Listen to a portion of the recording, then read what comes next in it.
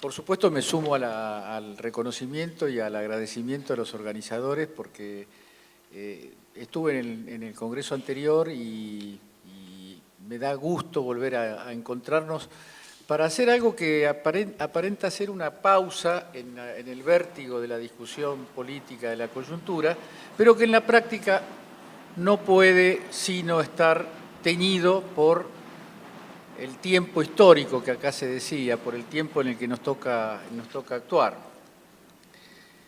Yo, de las muchas formas de abordaje que permite el tema, lo abordo con la siguiente pregunta. Si en lugar de hablar de lo perimido o no, que está la cuestión de la autonomía del Estado, hablamos de lo perimido o no que están los estados nacionales, estamos hablando del mismo tema. Yo prefiero abordarlo desde el punto de vista de esto que en la década del 90, empezó en el 80, pero en el 90 se consolidó, de la idea de la desaparición, de la licuación de los estados nacionales a favor de un fenómeno que es bastante fácil de explicar.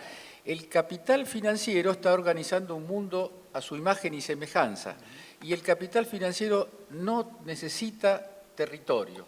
El proceso histórico que estamos viviendo es el de una tensión entre el vaciamiento de facto de los territorios de los estados nacionales que produce el capital financiero y la resistencia que ese proceso suscita en el mundo.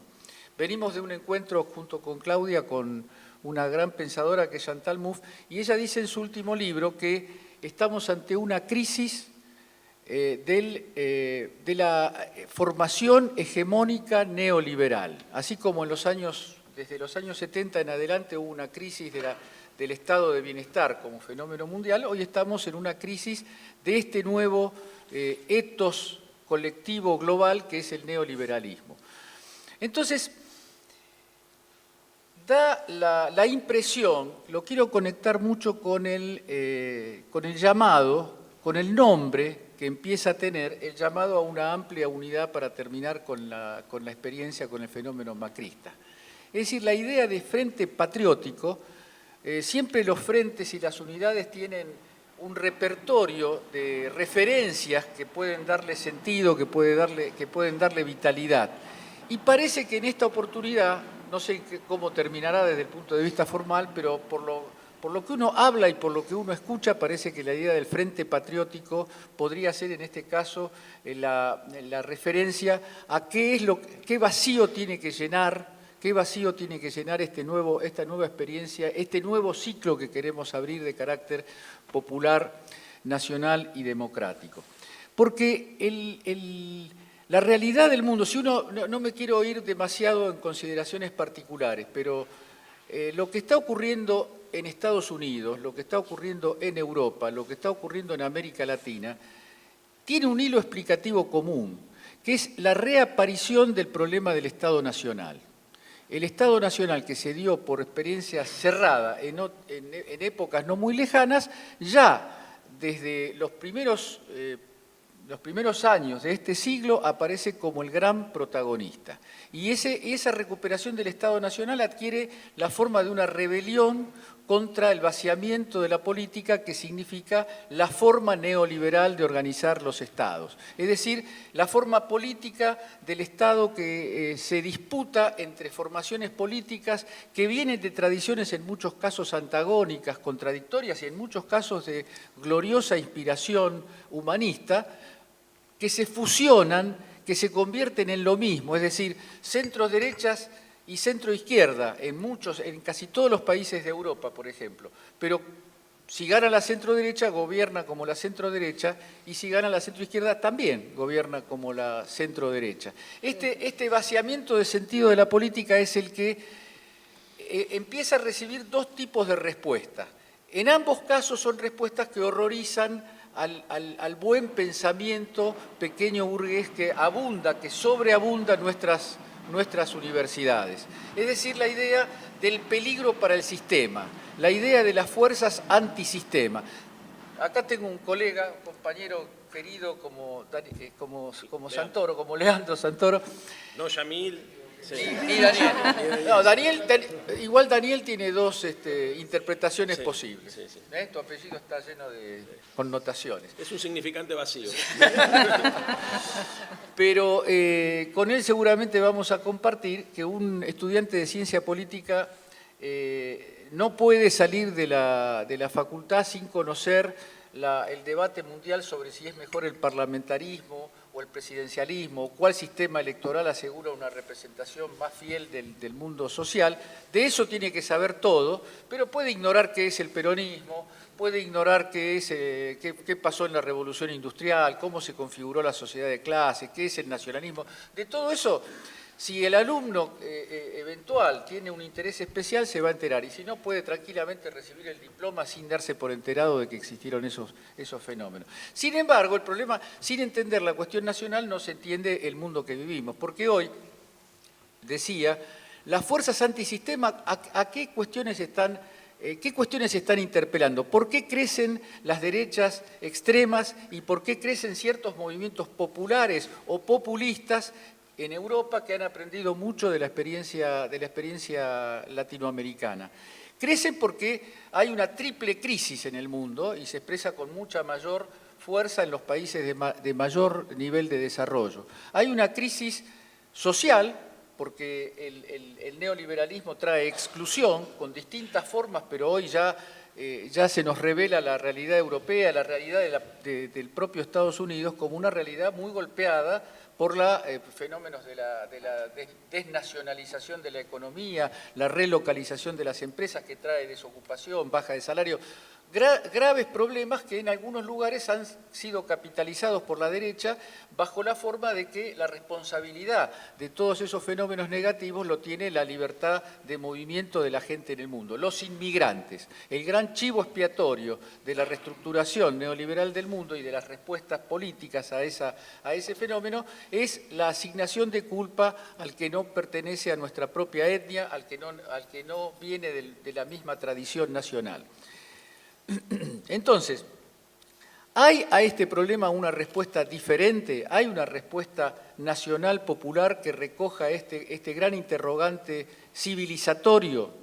Y nosotros creemos que no solamente existe en teoría, sino que hoy ya puede hablarse de un fenómeno que incluye poderosos movimientos nacionales populares en países como España, en Francia, en Gran Bretaña, donde el laborismo se ha reformulado en términos de recuperación de tradiciones de trabajadores y de tradiciones populares, con un parecido notable, que lo dejo para otra ocasión, con nuestra propia realidad política. Es decir, un partido laborista que pasa a ser ganado por las fuerzas que recuperan su tradición obrera y popular, y un partido laborista que se articula con un gran movimiento juvenil, muchos de cuyos integrantes no forman parte del partido, pero que le han ido dando al líder del partido y a su nuevo programa nacionalizador de recuperación de los trabajadores una dinámica y una potencia que lo pone en condiciones muy ciertas de ser el nuevo gobierno británico tan pronto como la crisis del Brexit y toda la historia que nos traen periódicamente las noticias de allá, produzca la crisis natural de un gobierno que ya no puede dar respuesta a estos problemas.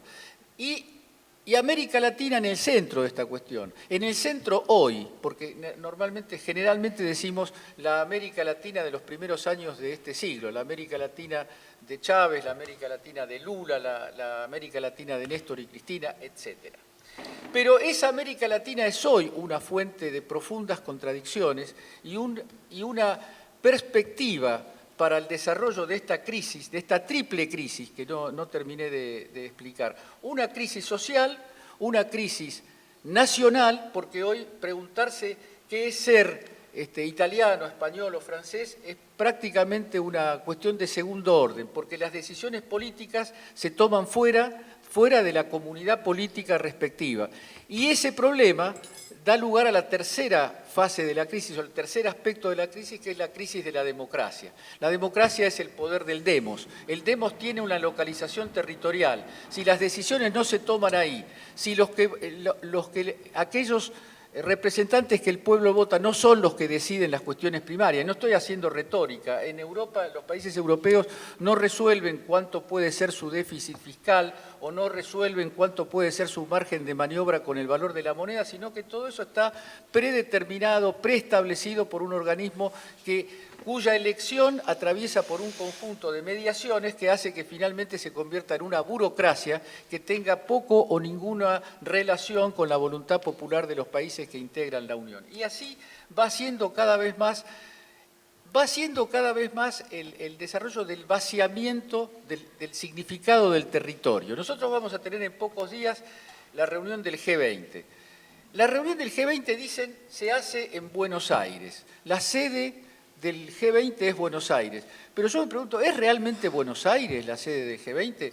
Yo quiero verlo.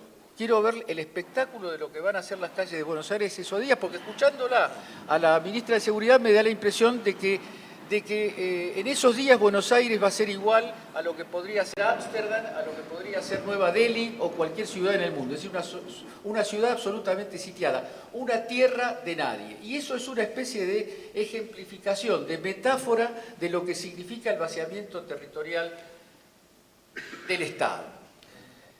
¿Cómo estoy con el tiempo? Muy bien, Bueno, muy bien. yo soy un peligro potencial. No, pero yo soy bastante perdonativa. Bueno, voy a jugar entonces, voy a tratar de aprovechar ese rato. El Frente Patriótico, voy a decir que es el nombre de una novedad, de una potencial novedad política inaugural, no continuista. Una experiencia que vamos haciendo no de repetición de caminos ya transitados, sino de una nueva agenda política. Y quiero decir que es una nueva agenda política guiada por la emergencia. No es una agenda política que podamos decir iremos construyendo al andar en un largo proceso de 8 o 10 años que tendremos que defender una continuidad. Es una agenda que se defiende o no se defiende según sean los primeros tramos de esa experiencia cuando la logremos poner a andar. Y yo quería poner el acento, vinculado con el tema que nos convoca, en qué consiste esa emergencia. En febrero o marzo de 2002 circulaba un paper que hablaba de la necesidad de que Argentina desapareciera, de hecho, como comunidad política para ser administrada por un comité de acreedores.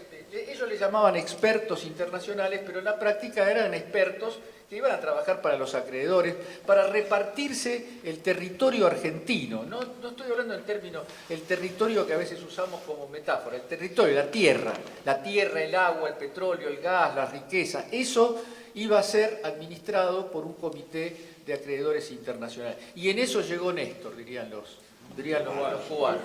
En eso llegó Néstor. Entonces, no es... Y mandó parar. En la agenda inmediata de un gobierno popular que todos estamos necesitando, tanto como soñando para la brevedad que nos separa de diciembre de 2019, el signo de la emergencia es la recuperación de la soberanía y el evitamiento del drenaje de soberanía que se está produciendo sin parar y a ritmos vertiginosos desde la asunción de Macri.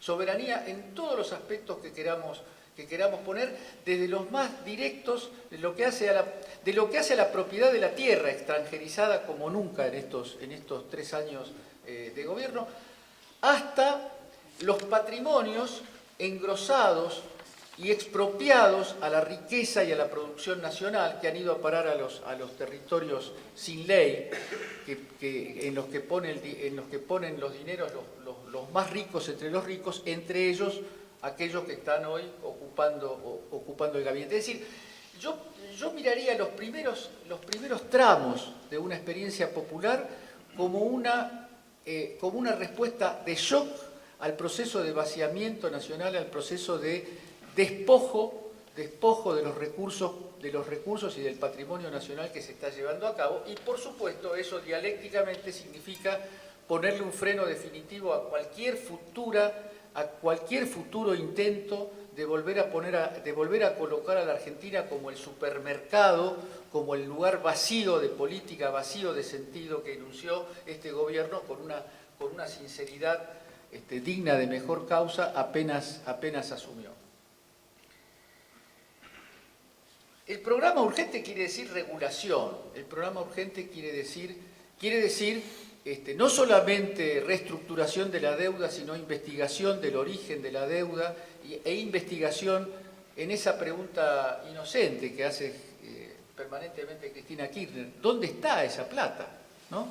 La ruta del dinero, de la deuda, de los 150.000 millones, no estamos hablando de cifras pequeñas, que nadie ve bajo la forma de escuelas, nadie ve bajo la forma de hospitales, más bien la estamos viendo como pérdida de recursos materiales en todos los aspectos de la vida, desde la investigación científico-técnica hasta la capacidad de consumo popular. Todo se ha empobrecido, todo ha bajado su estatus, en el contexto de que al país han entrado, entre comillas, 150.000 y eso o sí gran es parte. casi medio PBI. Eso sí, eso es medio PBI.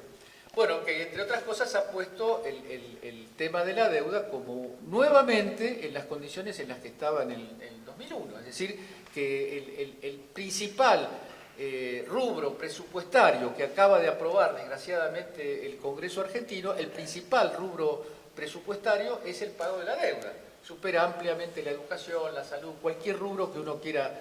Es decir, es poner el sistema político institucional al servicio del enriquecimiento por la vía de la timba financiera de los grupos más concentrados del capital local y del capital global. Es decir, hay una agenda que por supuesto no se agota solamente en las cuestiones que podríamos llamar económico-financieras.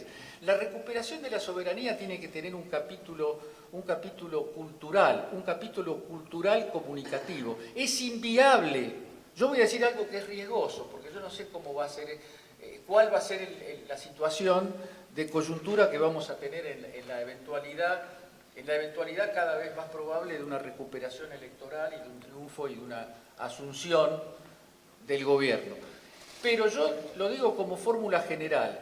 En este escenario comunicativo es imposible, es inviable un proceso de recuperación popular y nacional. Sin voces, sin equilibrios mínimos en la producción de contenidos, en la producción de sentido, es inviable cualquier medida de regulación, cualquier medida de expropiación, cualquier medida de freno al drenaje de recursos va a ser combatida con este estilo de guerra, va a ser multiplicada la guerra respecto de lo que hemos vivido.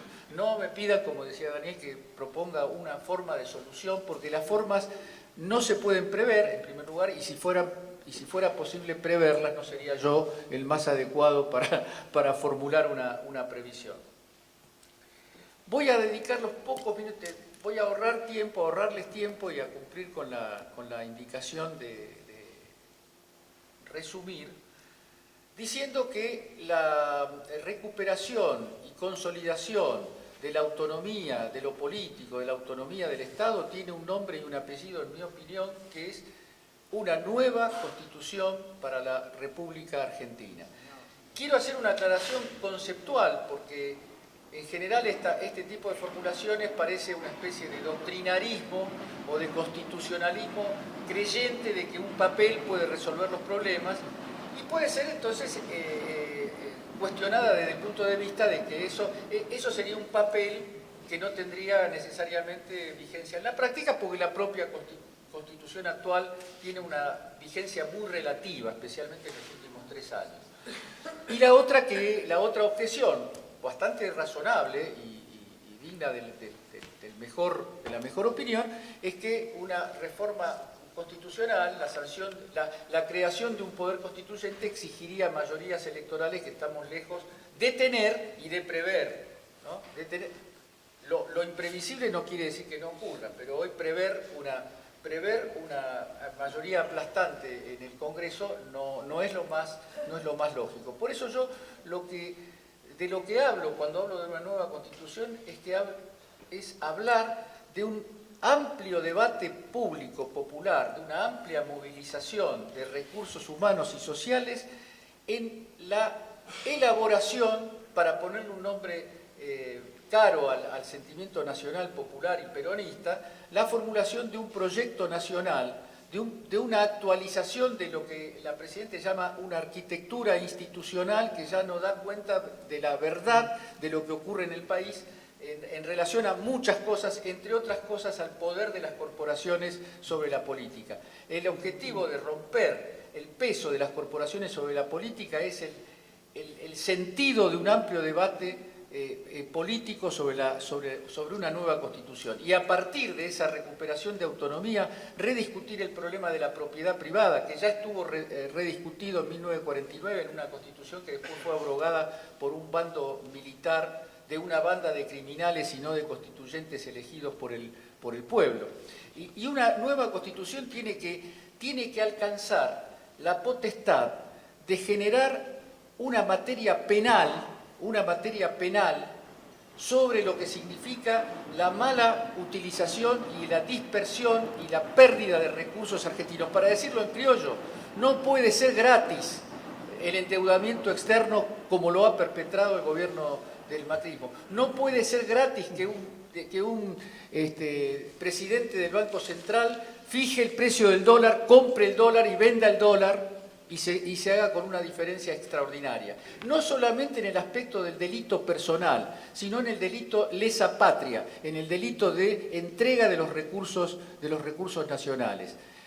La regulación del principio de propiedad, la defensa en términos mucho más claros que lo que tiene la Constitución, especialmente después de su reforma en 1994 sobre la propiedad inalienable del Estado sobre los recursos naturales, que es la gran materia que ya estamos enfrentando y que vamos a enfrentar en un eventual necesario nuevo ciclo de desarrollo nacional, popular y democrático. Muchas gracias por la atención.